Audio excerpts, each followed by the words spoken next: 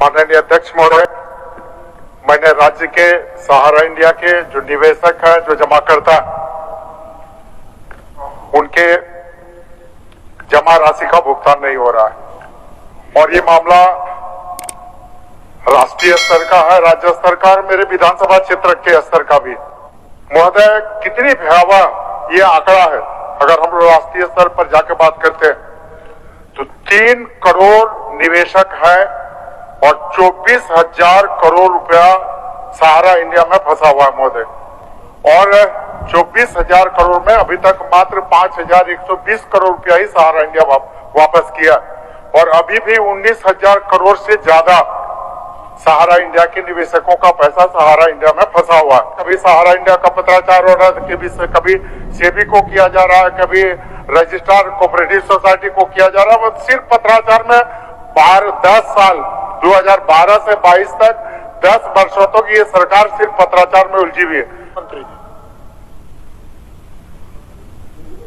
अध्यक्ष महोदय, राज्य सरकार चिंतित है कि राज्य के जमाकर्ताओं का पैसा वापस मिल जाए और इसको लेकर समय समय पर सरकार का ध्यान आकृष्ट माननीय सदस्यों द्वारा कराया जाता रहा है।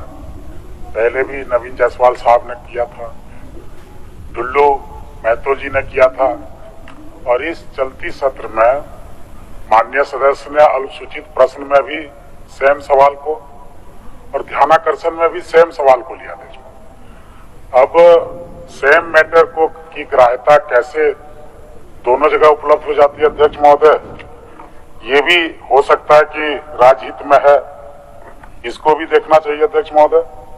सहारा इंडिया में जमा पैसा राज्य सरकार के डायरेक्ट प्रभाव में सर विनियमन में के अंतर्गत नहीं आता है। सहारा इंडिया द्वारा संचालित जमा योजना रेगुलेटेड है अध्यक्ष महोदय, जिसका रेगुलेशन विभिन्न नियामक संस्था, सेंट्रल रजिस्ट्रार, सेबी, IRDA एवं अन्य नियामकों के द्वारा किया जाता है, जो भारत सरकार द्वारा संचालित है अध्यक्ष महोदय। Sahara India real estate corporation limited और Sahara housing investment corporation limited में पूरे देश में, और यह समस्या सिर्फ भारत की, यहाँ झारखंड की नहीं है अध्यक्ष महोदय।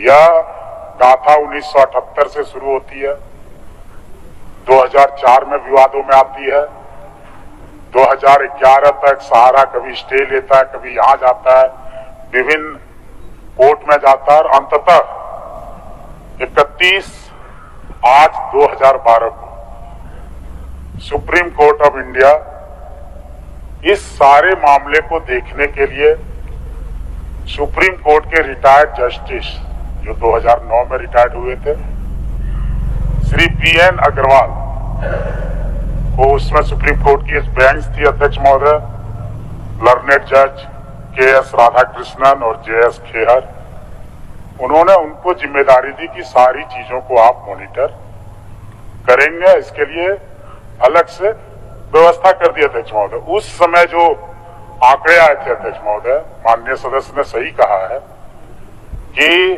टोटल SIR ECL SHICL के माध्यम से पूरे देश के लगभग 3 करोड़ 7 लाख निवेशकों जमाकर्ताओं का 25,781 करोड़ 37 लाख रुपया सहारा ने मार्केट से उठाया था।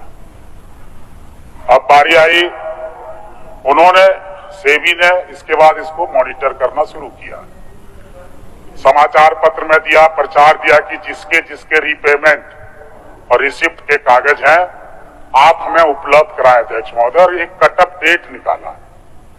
उन्होंने हेल्पलाइन नंबर भी जारी किया था, 1800266755, 1800227575, और पूरे देश में जो उनको प्राप्त हुआ अध्यक्ष महोदय दावे, वो 19,650 आवेदन पत्र दावा प्राप्त हुआ, जिसमें कुछ दावा में कुछ पत्रों की कमी थी अध्यक्ष महोदय। टोटल 17,526 दावों का निष्पादन किया गया अध्यक्ष महोदय, जिसमें 443 झारखंड के निवेशकर्ता या फिर जमाकर्ता थे। उसके बाद अध्यक्ष महोदय फिर कोर्ट का लफड़ा यही नहीं हुआ। जब वो पैसे देने में सहारा चूकने लगी तो कोर्ट ने रिकवरी के लिए एक्शन लेना शुरू किया अध्यक्ष महोदय।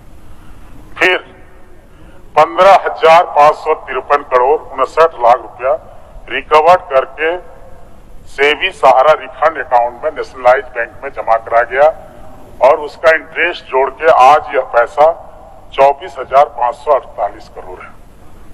सेबी बार बार सुप्रीम कोर्ट से डायरेक्शन मांग रही है कि आप हमें अलाउ करें कि कैसे इसको हम जमाकर्ताओं को पैसे लौटाएं।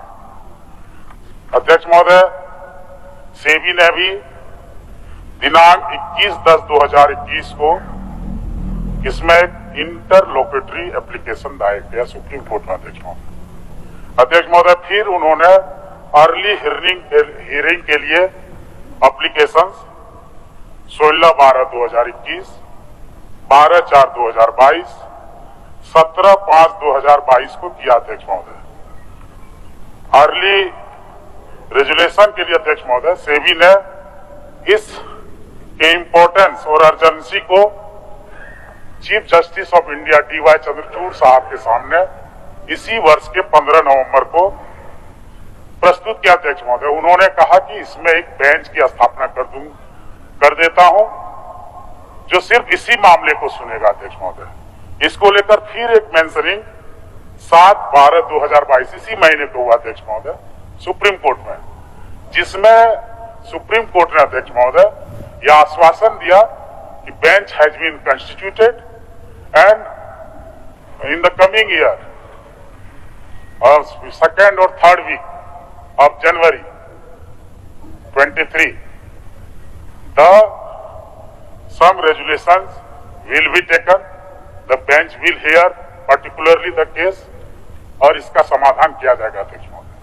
राज्य सरकार गंभीर है, राज्य सरकार ने अपना हेल्पलाइन जाहिर किया, ये किया अध्यक्ष महोदय। और लगभग जो कसमार के लोगों के बारे में माननीय की चिंता अध्यक्ष महोदय, मैं उसका स्वागत करता हूं। सारे आवेदन वो विभाग को प्राप्त करा दे अध्यक्ष महोदय। हमारे अंडर जो हम डायरेक्ट एक्शन तो ले नहीं सकते, मोरल तौर पर चूंकि हमारे राज्य के लोग हैं, आप परस्यू कर सकते हैं, परसुएशन कर सकते हैं, मोरल परसुएशन तो हम करेंगे अध्यक्ष महोदय। और राज्य सरकार बैठी नहीं है। दिनांक 29/11/22 को भी स्मार पत्र गया है, 17/8/22 को भी गया है, 25/7/22 को गया है, 16/8/22 को गया है, 14/12/22 को भी गया अध्यक्ष महोदय। ये सारी बातें चूंकि सुप्रीम कोर्ट के अध्ययन अध्यक्ष महोदय आपके माध्यम से माननीय सदस्य और सारे